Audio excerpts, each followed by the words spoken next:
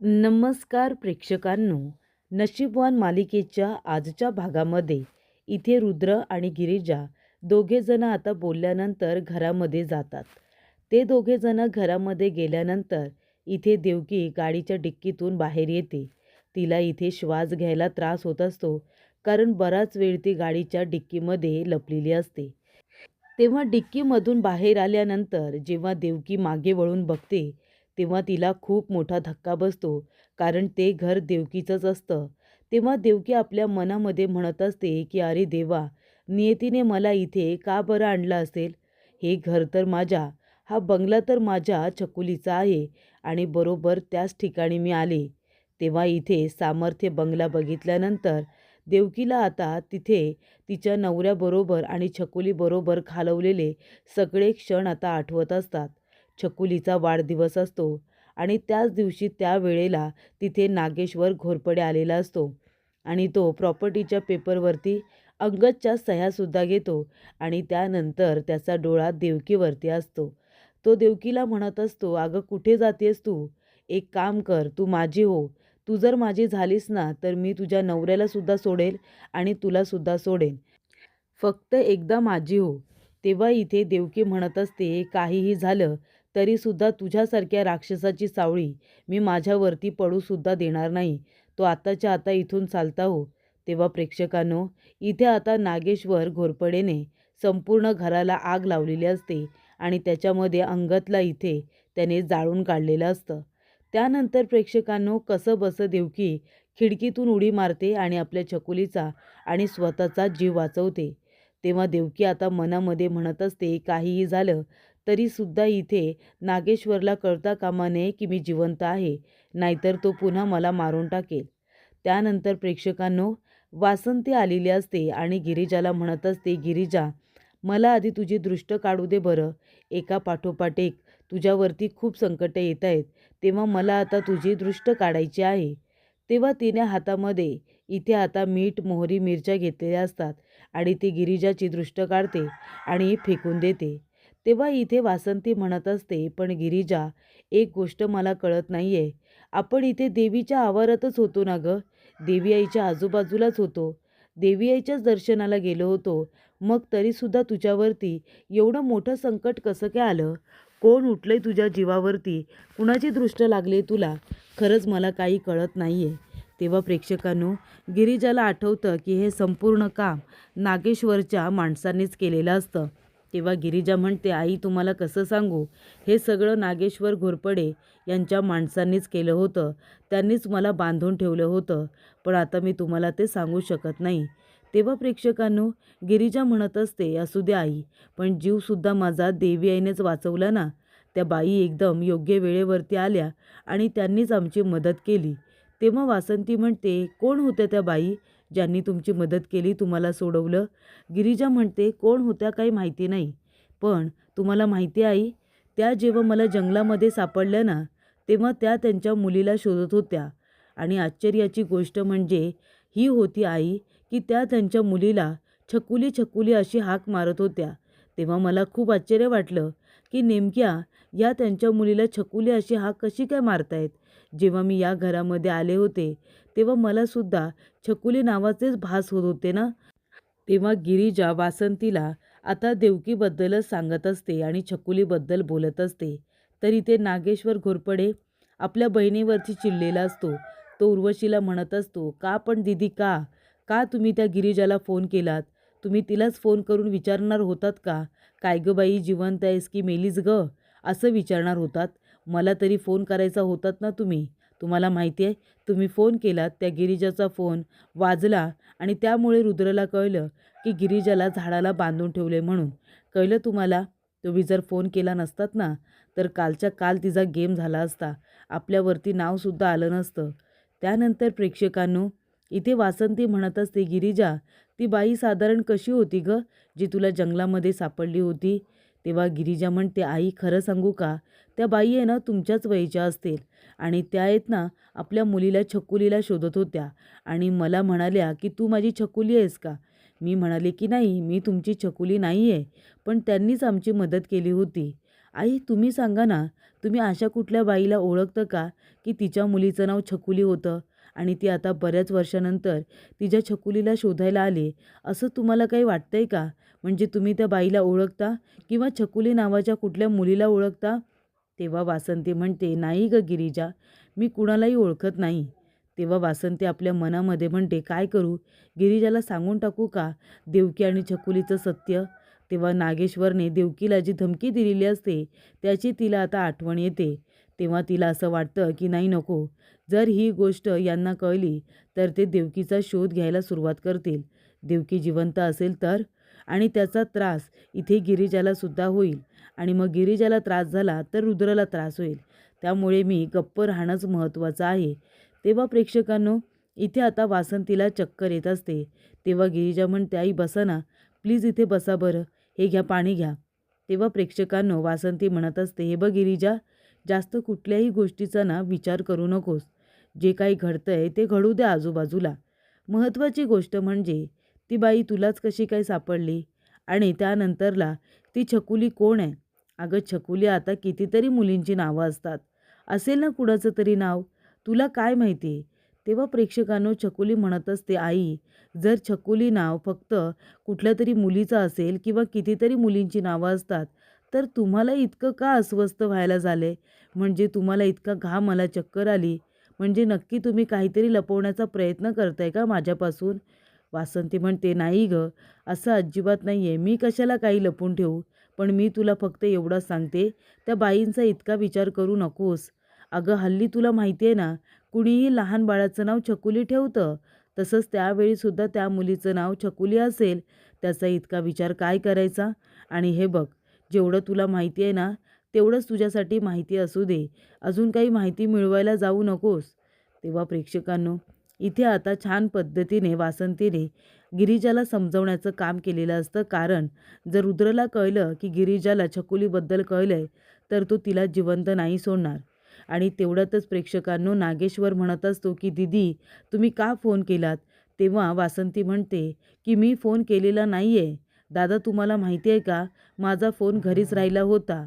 मी माझा फोन नंतर घ्यायला आले होते आणि तेव्हा माझ्या मोबाईलवरून नंबर डायल करण्यात आला होता. मला ना प्रभासवरती संशय होता, म्हणून दादासाहेब मी त्याच्या रूममध्ये गेले आणि तिथे पाण्याने भरलेला जो ग्लास होता ते पाणी त्याच्या तोंडावरती फेकून मारलं, पण त्याने काहीच रिॲक्ट केलं नाही. तेव्हा इथे सावी म्हणत असते, अगं मावशी काय करतेस तू? अगं तू काकांच्या चेहऱ्यावरती पाणी का मारलंस? ते कोमात आहेत, तुला माहिती नाही आहे का? तेव्हा इकडे आता उर्वशी म्हणत असते, दादासाहेब आम्ही खरं बोलतोय, आम्ही फोन केलेला नाही आहे. अहो आम्ही तर घरामध्ये काम करत होतो आणि त्यानंतर कामानिमित्त आम्ही बाहेर गेलो आणि तेव्हा फोन माझा घरीच मी विसरले होते. तेव्हा कोणीतरी नंबर डायल केलेला आहे. तेव्हा प्रेक्षकांनो, इथे आता सावी म्हणत असते, ती मुलगी खरंच खूप नशीबवान आहे, ती वाचली. तेव्हा इथे उर्वशी म्हणते, हो ना नशीबवान आहे, म्हणून तर दादासाहेब घेऊन आलेत ना त्या नशीबवान मुलीला. तेव्हा इथे नागेश्वर घोरपडे म्हणतो, हो आणली आम्ही. त्यावेळेला आम्हाला तिच्या नशिबाची गरज होती म्हणून आम्ही हे पाऊल उचललं. म्हणून ती आता आमच्या रस्त्याच्या प्रत्येक वाट्यावरती इथे काटे उभे करेल असं तर नाही आहे ना? काहीही झालं तरीसुद्धा मी त्या मुलीला सोडणार नाही आहे. तिला धडा शिकवणार, तिला मारणार म्हणजे मारणारच. तेव्हा प्रेक्षकांनो, गिरिजा आता विचार करत असते की जर इथे आई आता ओळखतात की छकुली कोण आहे, त्याचबरोबर तिची आई कोण आहे, हे जर आता आईंना माहिती असेल पण त्या मला मुद्दामून सांगत नाही आहे, नक्कीच काहीतरी कारण असेल, म्हणून ते आता काही बोलायला तयार नाही आहेत. तेव्हा गिरिजा म्हणत असते की जर आईसाहेबांना माहिती असेल की छकुली कोण आहे, तिची आई कोण आहे, मग इथे आबासाहेबांना तर माहितीच असेल ना? तेव्हा इथे गिरिजा ठरवते नागेश्वर घोरपडेलाच विचारायचं की तुम्ही कुठल्या मुलीला छकुलीला ओळखता का ते. तेव्हा नागेश्वर घोरपडे बाहेर जायला निघतो. तेव्हा गिरिजा म्हणत असते की नागेश्वर साहेब जरा थांबता का, मला तुम्हाला काही प्रश्न विचारायचे आहेत. तेव्हा इथे नागेश्वर म्हणत असतो, काय प्रश्न विचारायचे आहेत? तेव्हा गिरिजा म्हणत असते की नागेश्वर घोरपडे, मला तुम्ही सांगताय का की तुम्ही कुठल्या छकुली नावाच्या मुलीला ओळखता का? सांगा ना आबासाहेब, तुम्ही कुठल्या छकुली नावाच्या मुलीला ओळखता का? कोण आहे छकुली, तुम्हाला काही माहिती आहे?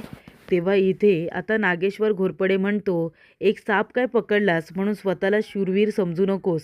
मी कोण आहे माहिती आहे तुला? अजगर आहे अजगर. अख्खी गिळून खाईन आणि ढेकरसुद्धा देणार नाही. तेव्हा इथे गिरिजा म्हणत असते, हो का? नाही, बरोबर बोललात तुम्ही. तुम्ही अजगर आहात. तुम्ही इथे पूर्ण शेळी खाऊ शकता. अख्खीच्या अख्खी शेळी खाऊ शकता आणि ढेकर पण देऊ शकणार नाही. पण मी शेळी नाही आहे ना, मी वाघीण आहे, वाघीण. आणि वाघीण ही काय करते? अजगराच्या तोंडातून सुद्धा बाहेर येते, त्याला पंजा मारून. तेव्हा प्रेक्षकांनो, गिरिजा म्हणते, मी तुमच्या या पोकळ धमक्यांना अजिबात घाबरत नाही, कळलं ना? तुम्ही आधी फक्त सांगा की तुम्ही कुठल्या मुलीला ओळखता का? छकुली नावाच्या. तिच्या आईला ओळखतं का? नक्की त्यावेळी काय घडलं होतं, काही सांगाल का? तेव्हा प्रेक्षकांनो, इथे आता नागेश्वर घोरपडेला आठवतं की तो इथे अंगद आणि त्याची बायको देवकी यांना मारायला गेला होता. आणि तेव्हा तो देवकीला म्हणालेला असतो की तू माझ्याबरोबर चल आणि याला इथेच राहू दे. तेव्हा देवकीने त्याच्याबरोबर जायला नकार दिलेला असतो. आणि तेव्हा प्रेक्षकांनो, इथे आता नागेश्वर म्हणत असतो की जेवढं काही माहिती आहे ना, तेवढंच माहिती असू दे. जास्त गोष्टी खोदायला जाऊ नकोस. जास्तीची माहिती मिळवायला जाऊ नकोस, नाहीतर गोष्टी अंगाशी येतील. तेव्हा इथे गिरिजा म्हणत असते, काहीही झालं ना आबासाहेब, तरीसुद्धा सत्य काय आहे ना ते मी शोधून काढणारच. तेव्हा प्रेक्षकांनो, इथे आता गिरिजा नागेश्वरला म्हणते की कोण आहे ती छकुली, कोण आहे तिची आई, त्यांचा आणि तुमचा या घराचा काय संबंध आहे ना, सगळं काही शोधून काढणार. त्यानंतर प्रेक्षकांनो, इथे आता रस्त्याने देवकी चालत असते. ती म्हणत असते की मी काही वर्षांपूर्वी त्या बाईला माझी छकुली दिली होती. त्या बाईलाच माहिती असेल माझी छकुली कुठे आहे ते. तेव्हा प्रेक्षकांनो, इथे आता देवकी म्हणत असते की माझी जिथे कुठे छकुली असेल ना, तिथे तिने सुखरूप असायला हवं. माझ्या वाटीचं सुख तिलाच मिळायला हवं. हे सगळं आता तिला आठवत असतं. जे जे नागेश्वर आपल्या मुलीसाठी बोललेला असतो, ते सगळं आता त्याला आठवत असतं. आणि तेव्हा प्रेक्षकांनो, इथे आता वासंती म्हणत असते की देवकी आणि अंगद, तुमची मुलगी छकुली सुखरूप आहे. तिला मी माझ्या भावाकडे दिलं होतं आणि त्याने एका माणसाकडे. पण त्याने सांगितलं होतं की छकुली जिथे कुठे आहे तिथे सुखरूप आहे. तू पुन्हा आली आहेस का? कारण का आमच्या गिरिजाला जंगलामध्ये जी बाई भेटली होती ती छकुलीबद्दल विचारत होती आणि छकुली तर तुझ्या मुलीचं नाव होतं. मग देवकी, तू पुन्हा इथे परत आली आहेस का तुझ्या मुलीला शोधायला? हे बघ, मी जरी तुझी काही मदत करू शकले नाही ना, तर एक गोष्ट मी नक्कीच करू शकते. मी देवी आईजवळ प्रार्थना करेन की छकुली आणि तुम्ही दोघी जरी लवकरात लवकर एकमेकींना भेटा आणि नागेश्वर घोरपडेच्या तावडीत कधीच सापडू नका, अशी प्रार्थना मी देवी आईकडे करते. असं प्रेक्षकांनो, इथे आता वासंती म्हणत असते. ती देवकीला म्हणत असते की तू जिथे कुठे असशील तिथे सुखरूप राहा. याचा अर्थ तू जिवंत आहेस, म्हणूनच तू परत तुझ्या मुलीचा शोध घ्यायला आलीस. तुझी मुलगी तुला लवकरात लवकर सापडू दे.